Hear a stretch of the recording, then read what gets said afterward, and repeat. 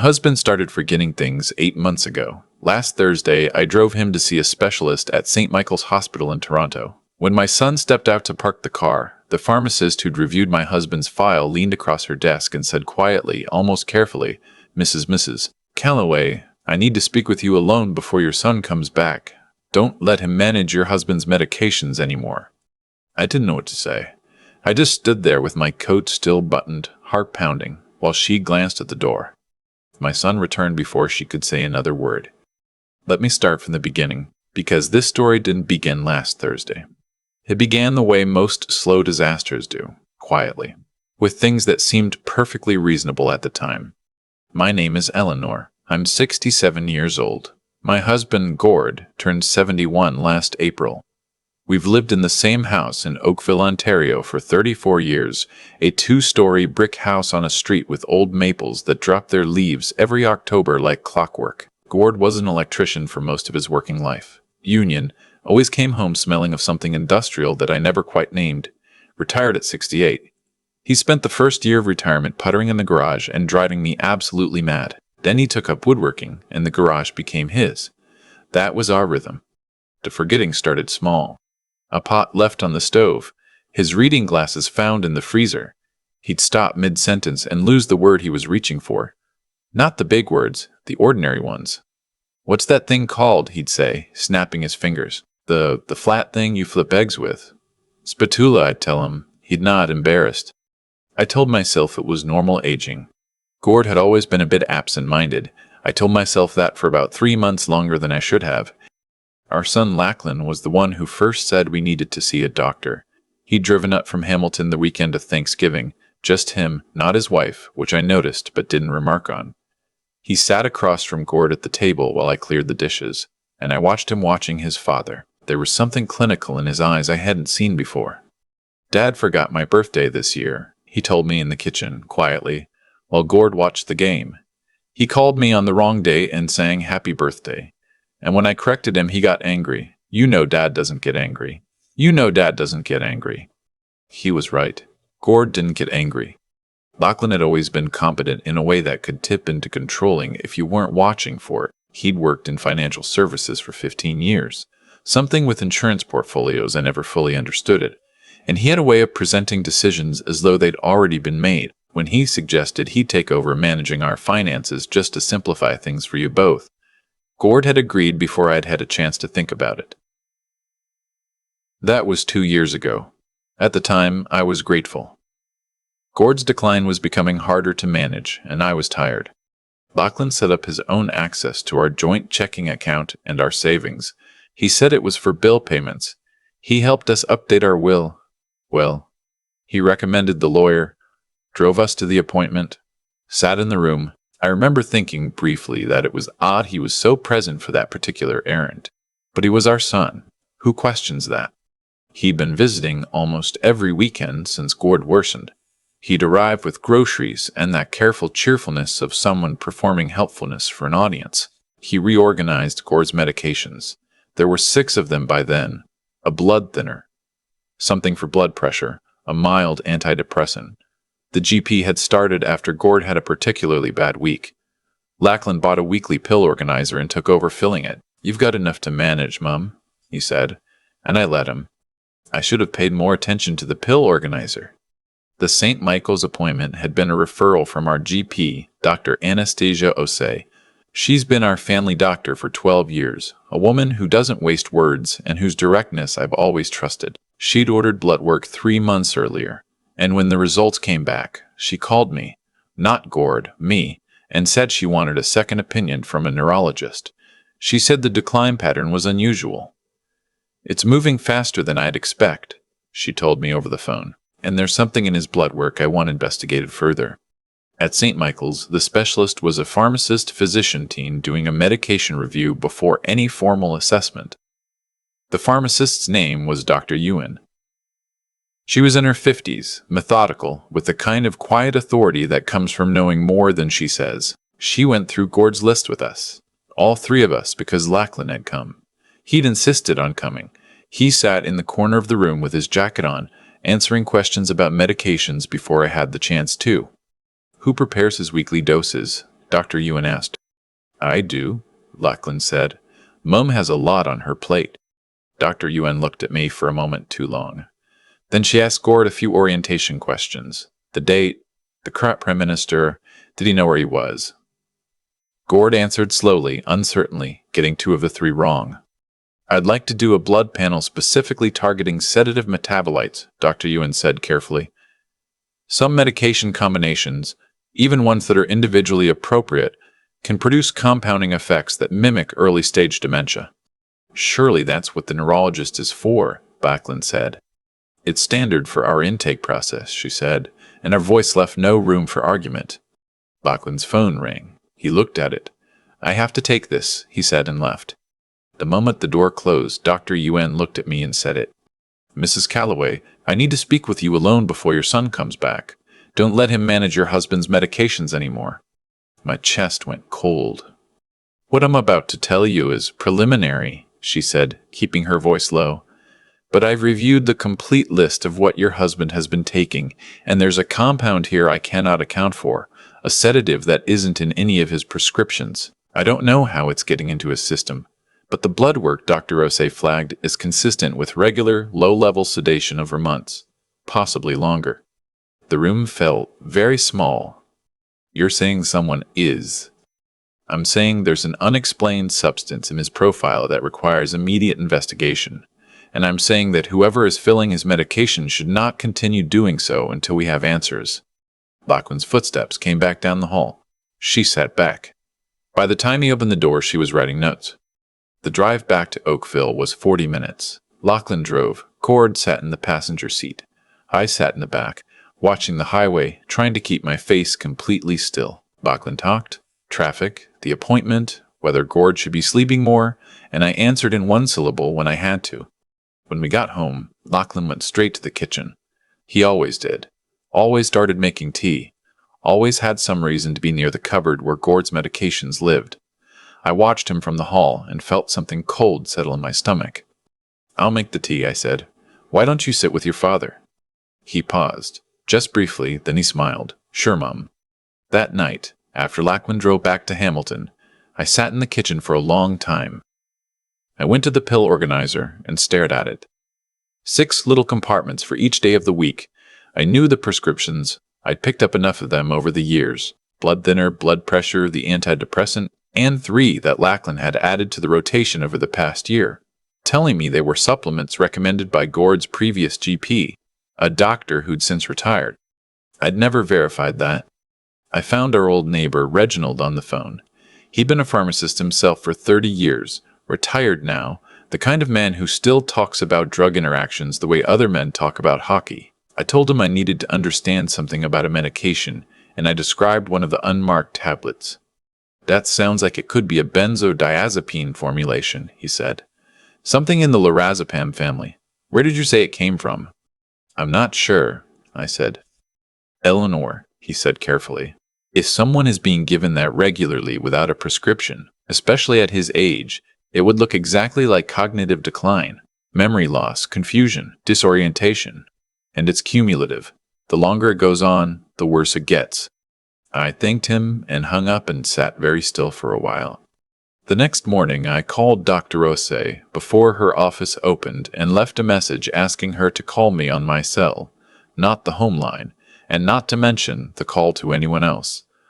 She phoned back within the hour. I told her what Dr. Rose, UN, had said, and what Reginald had told me, and what I'd noticed about the pill organizer. I had the same concern, she said. That's why I made the referral. Eleanor, I want you to do something for me. Can you bring me 2 of those tablets, the ones you can't identify, and don't let anyone know you've taken them? I didn't sleep that night. I lay beside Gord, who slept the way he had for months. Too deeply, too still, the kind of sleep that looks like something else if you watch it long enough. I kept thinking about the same thing. Who fills a pill organizer and adds something extra? Every week, for months. Who plans that? And then I thought about the will appointment, about the financial access, about the way Lachlan always arrived for anyone else and stayed until he'd found a reason to be necessary. The money. Our savings were substantial, not by Bay Street standards, but by ours. The house alone was worth over $1.5 million now, which still startled me when I thought about it. We'd also been putting into RSPs since our 30s.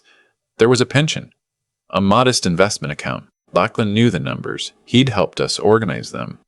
3 days later, Dr. Asay called me with the results. The tablets contained lorazepam, not a dosage that would put someone on the floor, but enough, taken daily for months, to cause exactly what Gord had been experiencing. The cognitive fog. The lost words. The confusion. She'd already flagged it to the hospital pharmacy team and was in contact with a social worker who specialized in elder abuse cases. "This is a reportable concern," she said. "I want you to understand what that means and what your options are." I sat in the car in the parking lot at Loblaws because I hadn't known where else to go. I sat there for probably 20 minutes. Then I called our daughter-in-law, Lachlan's wife, Petra. We'd always gotten on. She was a quiet woman, thoughtful, the kind of person who notices things but doesn't always say them. I never asked her what she knew. When she answered, I could hear her car running. She was heading somewhere. "Petra," I said, "I need to ask you something directly, and I need you to be honest with me." She didn't say anything for a second. Then, "Is this about Lachlan?" My throat tightened. "Yes." Another pause. "I've been worried," she said quietly, "for a while now. There are things I've noticed. I didn't want to. I didn't know what to do with it." Her voice broke slightly. "Elaine, he's been talking to a realtor. About your house. I found the emails." We talked for 40 minutes. Petra had suspected something was wrong for 6 months. She'd seen conversations on Lachlan's laptop about power of attorney, about what happens to property when both parents require full-time residential care. She'd noticed him searching one night for memory care facilities in the Halton region. He hadn't told her why. "He has a lot of debt," she said finally. "I didn't know how much until this year. Business investments that didn't work out. He owes money to people he's too embarrassed to tell me about." After I hung up, I sat in the parking lot until I was sure I could drive. Then I went home and took the pill organizer off the counter. I replaced the unknown tablets with similar-looking B-complex vitamins from the bottle in the cupboard. Heart pounding, hands steady. Gord was in the garage. I could hear him. I called our family lawyer that afternoon, not the one Lachlan had used for the will, but the one we'd had for 20 years, a woman named Frances in Burlington, who'd handled our house purchase back in 1991. I told her everything. She listened without interrupting. "You need to document this carefully before you confront anyone," she said. "Get medical records. Get the blood panel results in writing. Have Dr. Osei provide a formal letter. And Eleanor, change the password on your joint accounts today, not tomorrow." I did. I also called Gord's bank directly and asked about the activity on her savings account over the past 18 months. There had been 4 transfers I didn't recognize, totaling just over $40,000. When I asked where they'd gone, the advisor told me the receiving account was registered to a numbered company. I had to sit down after that. I didn't sleep well that week, but I watched Gord. 2 days after I removed the hidden tablets from his organizer, he was marginally more present at breakfast. He found the word he was looking for. "Wrench," he said, tapping the table, pleased with himself. 4 days after, he asked me if I'd seen a documentary on CBC about Great Lakes shipping. He used to love that kind of thing. He hadn't mentioned television in months. A week after I'd spoken with Dr. Osei, the improvement was enough that Gord noticed it himself. "I feel like the fog's lifting a bit," he said, sitting across from me at the kitchen table. "Don't you think? I feel more like myself." I told him we needed to talk. And then I did something I'd been rehearsing in my head for days. I told him the truth. All of it. He was quiet for a very long time. "That's our son," he finally said. "I know." He looked out the window at the backyard, at the garden he'd been too confused to tend for months. "How long?" "We don't know exactly. At least 8 months, maybe longer." He didn't cry. Gord isn't a man who cries often, but he sat with his hands flat on the table, and I could see something moving behind his eyes. Not grief exactly. Something harder. Like a door closing on a room you loved. "All right," he said. "What do we need to do?" Lachlan came up that Saturday as usual. He arrived at 10:30, carrying 2 bags from the bakery in Hamilton. He knew Gord liked, easy and familiar, expecting the same Saturday he'd always had. He moved toward the kitchen. "Lachlan," I said from the hallway, "sit down, please." He looked at me. Something shifted in his face. Just a fraction. Just enough. He set the bags on the counter. He sat. I didn't raise my voice. I'm not a person who raises my voice. I told him what I knew, in the order I knew it. The tablets, the blood panel, the transfers, the emails Petra had found. I told him Dr. Temple, Ose, had already filed the report with the Office of the Public Guardian and Trustee, and that Francis had reviewed our accounts. His face changed 3 times while I talked. First, denial. "I'm sure there's an explanation, Mum. You've misunderstood." Then something that might have been anger if he hadn't been trying to suppress it. Then, slowly, something that looked like deflation. "I was trying to protect you both," he said. "Don't," Gord said. His voice was quiet and entirely without anger, which was somehow worse. "I was in over my head financially. I panicked. I thought if you needed more care, if there was a transition." "You gave your father something that made him forget my name," I said. That stopped him. "I didn't mean, I never wanted him to get that bad." "But you didn't stop." He put his hands over his face. I watched my son, the boy I'd carried home from Oakville Trafalgar Memorial on a January afternoon in 1984, and I thought about the gap between who you think you've raised and who they turn out to be when they're desperate. I'm not sure I'll ever fully close that distance. "You need to leave," I told him. "The account access has been revoked, the lawyer has been notified, and the OPGT is involved now. That's not something I can undo, and I wouldn't if I could." He didn't argue. He picked up his jacket and left the bakery bags on the counter.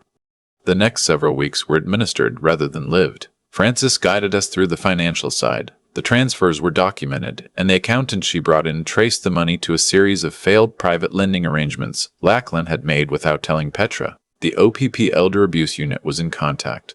A detective came to the house, a calm, unhurried man who took notes by hand and thanked us for our time. Charges were eventually laid. Elder financial abuse, criminal negligence, and there will be a hearing.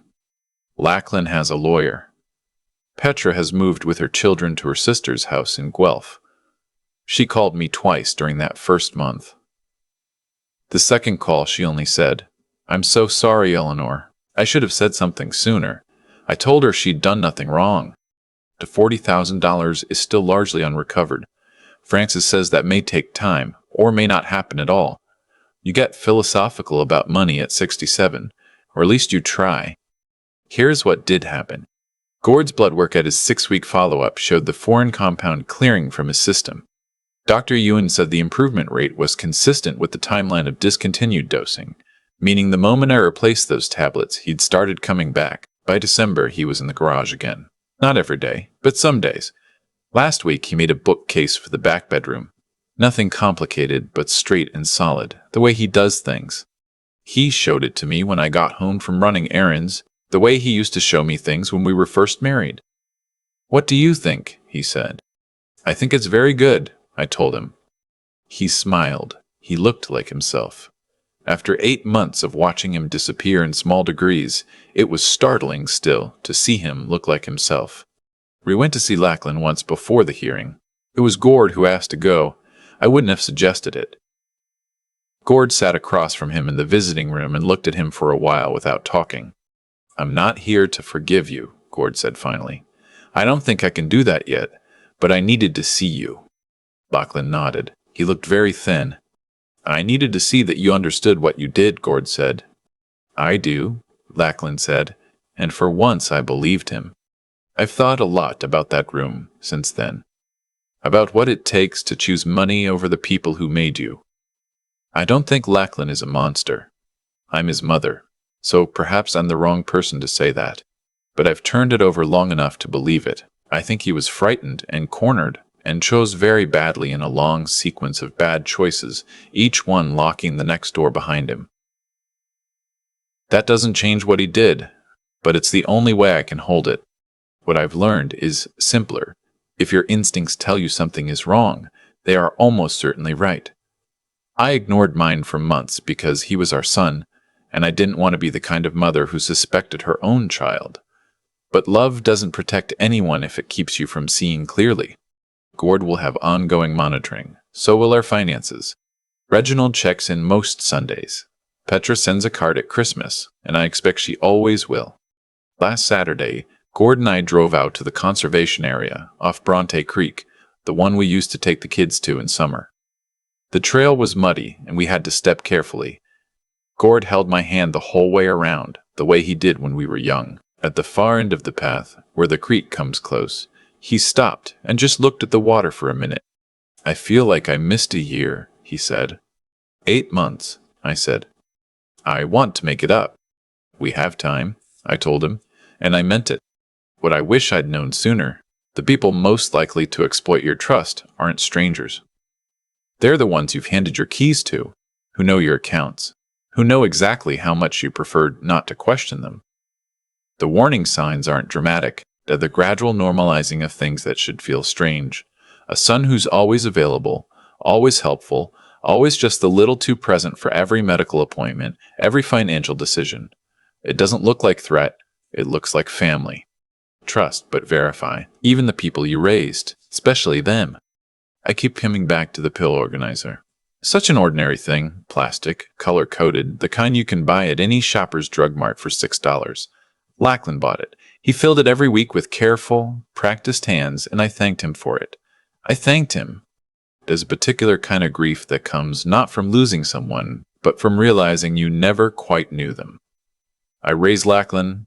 I drove him to hockey practice in the dark at 6 in the morning. I sat with him through 2 broken bones and a bad year in high school, and the end of his first serious relationship. I thought I knew the shape of who he was. What I've had to accept, slowly, is that desperation changes the shape of people. In that I had been so willing to see the good in him that I stopped looking at anything else. That's not love. Or rather, it's love without the harder part of love, which is staying clear-eyed about the people you care for, even when clarity is uncomfortable. Gord is back in the garage most Saturdays now. I can hear him from the kitchen, the low sound of the radio, the occasional knock of wood against the workbench. 8 months ago, he couldn't find the word for spatula. Last week, he drove himself to Canadian Tire and came home with a new set of chisels. These are not small things. I know that now in a way I didn't before. What I wish I'd understood sooner is that doing right by the people you love sometimes requires a kind of moral stubbornness, a willingness to ask the uncomfortable question, to make the unwelcome call, to trust your unease even when it points at someone you'd rather not suspect. Dr. Burr. UN leaned across her desk and said something most people in her position would have found reasons not to say. Reginald answered his phone on a Sunday evening and talked me through pharmaceutical chemistry without once asking why I needed to know. Frances picked up where I was lost and helped me find solid ground. What they all had in common was that they chose to act on what they knew was right, even when it would have been easier not to. That kind of integrity doesn't announce itself. It just shows up when it matters. And then there's Gord, who sat at the kitchen table when I told him the truth, and after a long silence said, "All right, what do we need to do?" He didn't collapse into it. He didn't turn away from it. He steadied himself and asked what came next. I've thought about that moment more than any other in this whole long ordeal. That kind of resilience isn't something you produce on demand. It grows quietly over a lifetime of choosing not to give up on things. On a marriage, on a house, on a garden that needs tending whether you feel like it or not. It was there when he needed it because he'd been building it all along without knowing. I can't tell you the story has a clean ending. Lachlan's hearing is still ahead of us. The money may not come back. There are phone calls I don't return, and family events that will never look the same. But Gord is here. He's clear. He held my hand on a muddy trail last month and we watched the creek and didn't need to say much. Some things, once broken, don't mend. They just settle into a different shape. You learn to live in the new arrangement, and you pay closer attention than you did before,